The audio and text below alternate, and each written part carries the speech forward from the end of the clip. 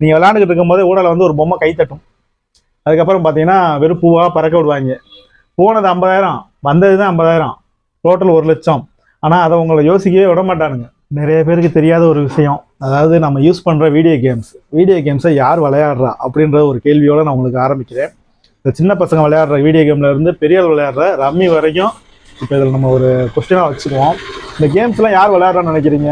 நீங்களோ இல்லை நானோ விளையாடுறோமா அப்படின்னா கண்டிப்பாக கிடையாது. இந்த கேம்ஸ்லாம் யார் விளையாடுறான்னு பார்த்தா இந்த கேம்ஸை உருவாக்குனவங்க தான் விளையாடுறாங்க. இதை நீங்கள் புரிஞ்சுக்கிறதுக்குள்ளே உங்ககிட்ட இருக்க பணத்தை அடிச்சுட்டு போயிடுவாங்க. என்னடா இப்படி சொல்கிறான்னு நினைக்காதீங்க. கேம்ஸில் வந்து அதாவது எப்படி சொல்லணும்னா, ஒரு குதிரை ஓடுது அப்படின்னா குதிரையை வழி நடத்துறதுக்குன்னு ஒரு ஆள் இருப்பான். அந்த ஆள் யார்? குதிரை ஓட்டி. அதே மாதிரி தான் இங்கே வந்து நம்ம பேருக்கு தான் நம்ம உட்காந்துருப்போம். கேம் விளையாடுறது நம்ம தான் விளையாடுற மாதிரி காமிக்கும், பட் நம்ம விளையாடுறது கிடையாது. அதில் என்ன ஒரு அதாவது எப்படி ஒரு சூழ்நிலையை உருவாக்கியிருப்பாங்கன்னா, உங்களுடைய மனசை நீங்கள் தான் விளையாடுறீங்க அப்படின்ற கண்டிஷனுக்கு கொண்டு வந்துருவாங்க ஃபஸ்ட்டு.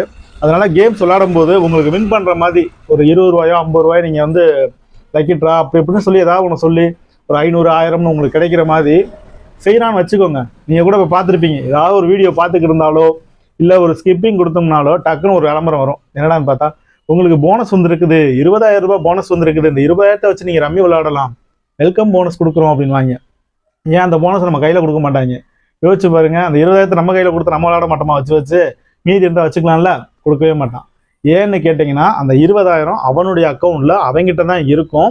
நம்ம விளையாடும் போது அந்த பணம் அவன்கிட்டே தான் திருப்பி போகுது, நம்மளுக்கு வராது, அவன்கிட்டே திருப்பி போகும். அதுக்கு அடுத்து நம்ம என்ன பண்ணுவோம்? சரி நம்ம வின் பண்ணியிருக்கோம், ஸோ இனிமேல் நமக்கு பணம் போட்டு விளையாடலாம் அப்படின்ற மைண்டை நம்மளுக்கு கொண்டு வரணுன்ற ஒரு காரணத்துக்காகத்தான் அவன் இந்த 20,000 10,000 5,000 உங்களுக்கு கொடுக்குறான். ரோட்டில் போகிறவன வரவன நீங்கள் கூப்பிட்டு கொடுப்பீங்களா காசு? கண்டிப்பாக கொடுக்க மாட்டீங்க. அவனுக்கு கொடுக்க வேண்டிய காசையே நம்ம நிறைய பேருக்கு கொடுக்க மாட்டோம். அப்போ கொடுக்க வேண்டாத காசை ஒருத்தன் கொடுக்குறான்னா அப்போ யோசிக்கணும்ல. நம்ம அந்த யோசனையை விட்டுருவோம். எப்படி விட்டுருவோம்னா, நம்ம விளையாடும் போது நம்ம நல்லா விளையாடுறோன்ற ஒரு மைண்ட் செட்டை நம்மளுக்கு கொண்டு வந்துருவாங்க. அது எந்த கேமாக இருந்தாலும் ஃபஸ்ட்டு உங்களை விளையாட விடுவாங்க.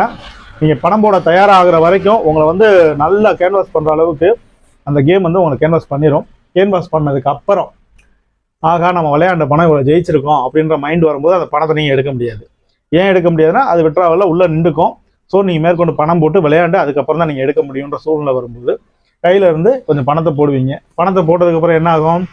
ஒரு 1,00,000 ரூபா போட்டிருக்கீங்கன்னு வச்சுக்கோங்க. ஆனால் உங்களுக்கு லக்கின்னு பார்த்தீங்கன்னா 50,000 தான் கிடச்சிருக்கும்.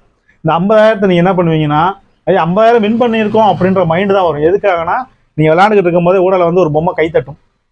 அதுக்கப்புறம் பார்த்தீங்கன்னா வெறும் பூவாக பறக்க விடுவாங்க. போனது 50,000, வந்தது தான் 50,000, டோட்டல் 1,00,000.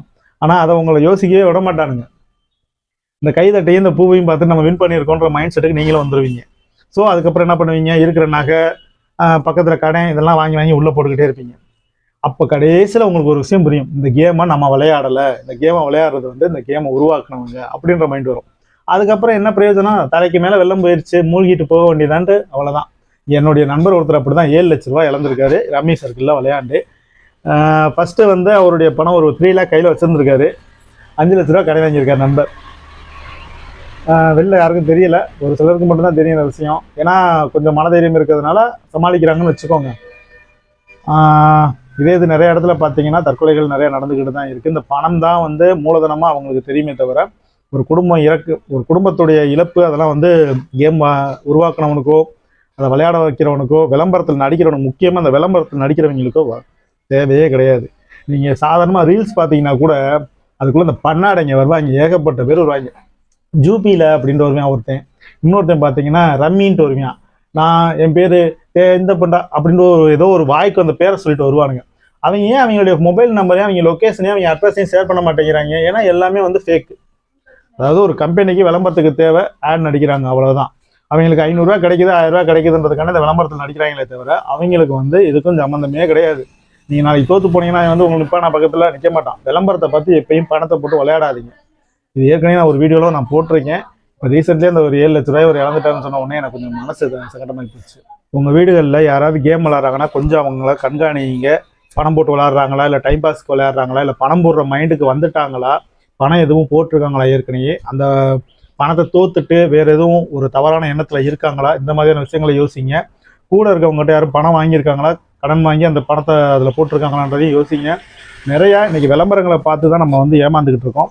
அந்த விளம்பரத்தை டிவியில் பார்த்த ஏமாந்த காலம் போய் இப்போ மொபைலில் ஒரு செகண்டுக்கு ஒரு விளம்பரம்னு வந்துக்கிட்டே இருக்குது. ஸோ வீட்டில் இருக்க எல்லாரையும் சின்ன பசங்களாக இருந்தால் கூட யோசிங்க, இவன் கேமுக்கு விளாட மாட்டான், இவனுக்கு கேம் பிடிக்காது அப்படின்லாம் நினைக்காதீங்க. இன்றைக்கி வந்து ஏதோ அதாவது நம்மளுக்கு தெரிஞ்சு வந்து ஒரு சில கேம் வந்து ஓப்பனாக தெரியுது, ஒரு சில கேம் பார்த்தீங்கன்னா எதுவுமே வெளில தெரியாது, பணத்தை போட்டோம்னா உள்ளே மாட்டிக்கும். ஸோ ஆன்லைனில் வந்து பணத்தை போட்டு விளையாடுற மாதிரி எந்த கேமாக இருந்தாலும் அவாய்ட் பண்ணிடுங்க தயவு செய்து. நான் ஆரம்பத்தில் அதை பற்றி நம்ம தெரிஞ்சுக்கவே அசால்ட்டை விட்டுருவோம், தெரிஞ்சுக்கணுன்ற எண்ணம் இருக்காது. விளையாண்டதுக்கப்புறம் அடிக்ட் ஆனதுக்கப்புறம் பணத்தை போட்டு போட்டு போட்டு போட்டு கடைசியில் ராமம் போடுற மாதிரி ஆகி போயிடும். ஸோ பணத்தை வந்து போட்டு விளையாடணும் அப்படின்னா 10 தடவை யோசிங்க. வெறுமனே கேம் விளாட்றீங்களா, அரை மணி நேரம் 20 நிமிஷம் 10 நிமிஷம் விளாட்றீங்களா, அது கூட உங்களுக்கு பிரச்சனை தான். பட் உங்களுடைய திருப்திக்காக நீங்கள் கேம் விளாட்றீங்கன்னா விளாடுங்க. பணம் போட்டு விளையாடுற மாதிரி இருந்துச்சுன்னா அந்த மாதிரி கேம்களை வந்து அவாய்ட் பண்ணிடுங்க. ஏன்னா இதெல்லாம் வந்து செக் பண்ணி சொல்கிறதுக்குன்னு ஆள் நிறையா கிடையாது, எல்லாமே விளம்பரத்தில் நடிக்கிறவங்க தான் வராங்க. நடிகர்கள் இருந்து பார்த்தீங்கன்னா நம்மள மாதிரி ஆளுகளே நிறைய பேர் கேன்வாஸ் பண்ணி உங்களுக்கு ஒரு ஆடில் நடிச்சிங்கன்னா இவ்வளோ பணம்னு சொல்லி நிறைய பேர் நடிக்க வச்சுருக்காங்க. அந்த மாதிரி பண்ணாதீங்க தான் உட்காந்துக்கிட்டு நான் இவ்வளோ வின் பண்ணேன், இதில் 2 வீலர் வின் பண்ணேன், கார் வின் பண்ணேன்னு சொல்லி நம்ம ஏமாத்துறாங்க. இப்போ நடக்கிறது எல்லாமே சதுரங்க வேட்டை தான். ஸோ உங்களுடைய பணத்தை நீங்களே பாதுகாப்பாக வச்சுக்கோங்க. எவனும் பணத்தை கொடுத்து விளையாட சொல்ல மாட்டான், பணம் அவங்ககிட்டே தான் இருக்கும். நீங்கள் கொடுக்குற பணமும் அவங்ககிட்டே தான் இருக்கும், அவன் உங்களுக்கு திருப்பி தரமாட்டான். போட்டுட்டிங்கன்னா போட்டது தான். ஸோ பணத்தை பத்திரமா வச்சுக்கோங்க. வெறுமனா கேம் விளாடணும்னா மட்டும் விளையாண்டுக்குங்க. Safety your pay.